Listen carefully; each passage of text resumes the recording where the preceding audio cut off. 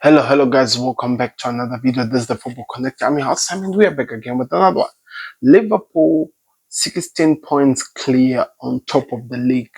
2 games played more than Arsenal that are following them. If things remain like this, or if Arsenal drop points, Liverpool will be crowned the Premier League champions in the next if they win their next 6 games, or maybe even less. I have a feeling Arsenal are gonna drop some few points on the way, so it could be less. You never know. But I want to know your thoughts in the comment section. Where are you watching us from? And I want to hear what your thoughts over the Premier League. And we're gonna talk about Liverpool because I think as Liverpool fans, we can all be honest. We've not been satisfied with the way they've been playing.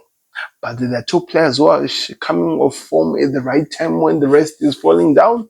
And we're going to talk about them here. And that's why we're here for this. Like the video, subscribe to connect. Let's get into the video.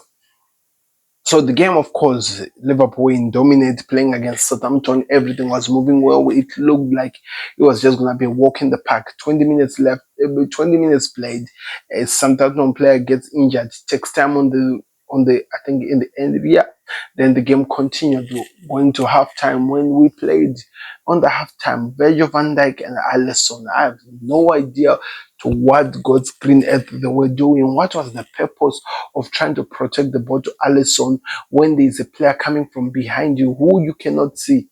It was better if he had kicked the ball elsewhere rather than to give them an undeserved goal that Southampton scored, which put us 1-0 behind them.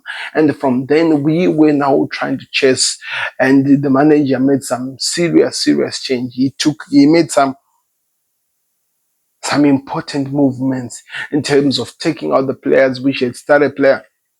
3 players who came out at halftime. In fact, to be honest, Curtis Jones, I think Soboslai came out as well as I don't know who was it. The other one was Tsimikas. There were 3 players who came out, and then that we put on Andy Robertson, and he put on Harvey Elliott, and also put on the last one was McAllister. And to be honest, that was now a different game. The way we were playing, the way we were pressing, attempts on target were even counted now. There were a lot, and hence where the goal for Darwin Nunes came from. An amazing shot which deflected to the keeper and an easy finish for Darwin Nunes. Oh, I think it was Diaz who passed it back to Darwin Nunes and he scored. And I'm like, oh, it looks like Darwin Nunes is picking form at the right time, like I just told you. Then, of course, we saw they were more into the game, a lot of in the game that we saw than what the manager actually thought we would see. First of all, Harvey Elliott. This guy was a threat in each and every attack he was making. Hence why maybe the manager put him, he wanted to maybe in a way give him, thank him for the performance he showed in the last game against Paris Saint-Germain, and they wanted to see him playing more. And you saw in today's game how important and how pivotal he was, kicking the balls, creating, doing some important passes, helping the ball progress well, flows, and it was amazing. Darwin Nunes being the bulldozer, pushing out. Hence why I said that there are 2 players who are performing very well in a situation where most of our players are down. Salah is not really at his form, and you can see the Cody Gakpo is not yet back. Diaz is kind of like a shadow of himself. He's just a runner. He's running left and right. We are not seeing so much out of him. We need Diaz back. We need him fit. We need Gakpo back as well. And we need to see Gakpo doing more. And it was amazing to see how the game from then opened up, the way they just could not handle with us. They made 2 errors which led to 2 penalties, even though some people were going to call some penalties soft. I get it. That's your feeling and that's what you're feeling. But it was given. Mo Salah scored, and he is now, I think, he's leveled or has surpassed Aguero. I think he's leveled with Aguero, but for an international player, I think he's leveled with the likes of Titi, uh, Thierry Henry, and Ellen Haaland is some of the goal scorers in a season. 44 goals. If he scores the next one, he'll be ahead of them. He still has 2 months of football to play next before the season comes to an end. He's having an inhuman season. Of course, maybe we might say so because, of course, he's taking some penalties, but look at what he's doing, though, people. The numbers, I cannot lie.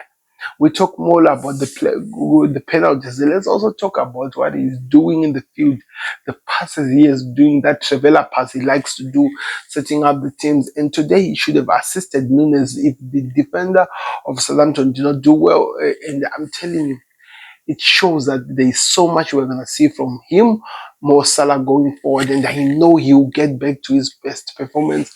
And let's see what happens, because we move on to the PSG game and we need to see this Liverpool team back and showing some nerves of ready to fight, of ready to put pressure and actually getting the job done, because I think these are the last end of the games, of the last end of the year. Nothing matters more than getting the job done. On the other games, of course, which were played, I will talk about them in the what the problem, the goal which was scored. I think we've seen those twice. We had once there in the under Klopp last season, and it has happened this season. Virgil van Dijk just has to be alert, understanding what is happening, the presence around him. I know you wanted the ball to go to the goalkeeper, but checking out for a throw-in is not a bad as well. The goalkeeper came in, and that's where the mistake happened, and we almost suffered, and we were almost in trouble. And I just hope that we can work on that, and I think we need to find the form, because let us all be honest, we did not play well in the first half. The second half did change, of course. Maybe it's because of the changes which were made, or maybe it's also because of how, in terms of the pressure of the whole entire time was going. And I'm telling you, we just have to improve the way we are playing. We need to improve to get the job done, because we cannot continue losing and not able to see the games through and actually be able to be very influential to do something. But it's something that Liverpool can work on that, and it's something that we will see as time continues, as time progresses, how Liverpool will develop and become a better team.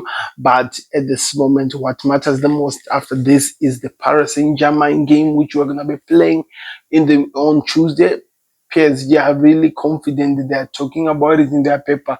It's been very, very active. They feel like they have played with one of the weaker teams in Europe. According to them, Bayern Munich and Arsenal were more of a threat than that Liverpool squad. And I'm not going to refuse what they know. They have their professional look, how they think of football, and I'll respect that. We'll see how that one happens when they play with us on Tuesday at Anfield.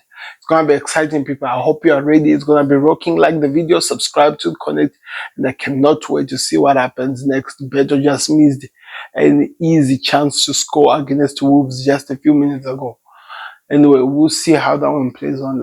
Anyway, the other games which were played, I think it's very important. Brighton managed to beat Fulham for the first time in a very, very long time. And Crystal Palace beat Ipswich in the dying minutes, scoring the only goal which made the difference, as well as Aston Villa scored an early goal in the second half, and that was the dead end of the game. They could not come back to do anything. They could not actually even progress in helping the team, but that's what makes it even more exciting. So there's going to be a lot of things that happen there, people. But at this moment, let's see what happens with Liverpool. I hope they recover and they're ready to go to Anfield on Tuesday against Paris Saint-Germain. And I think I'm ready to go and close my eyes. Like the video, subscribe to Connect. I'll see you in another one. We're out. Peace. Subscribe to the Connect.